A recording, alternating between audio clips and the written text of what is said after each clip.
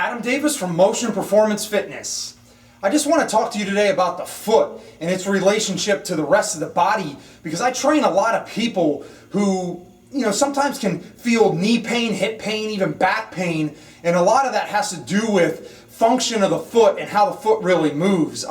The other thing is athletes. Athletes, to perform at their optimal level, need to have perfect foot motion in order to get exactly what they want to do with the rest of the body up. So for the briefing of this specific segment, the foot is very interesting because what happens at the ground dictates what happens all the way up to the body.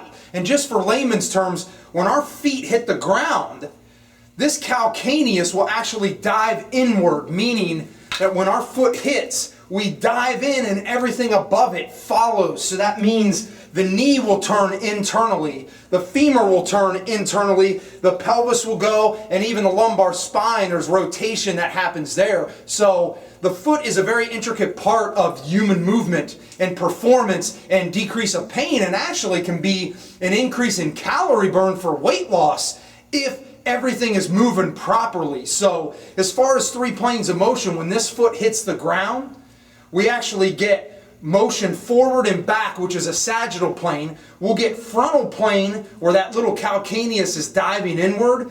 And then at the forefoot, you can barely see it, right on top of the foot, you'll get abduction, which is actually rotation.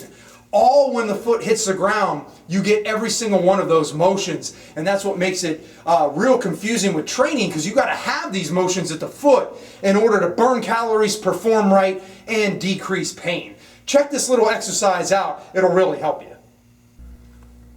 To get optimal motion at the ankle, perform a traditional calf hurdler stretch in the sagittal plane, then lightly lift the other leg and perform rotations around the stance leg.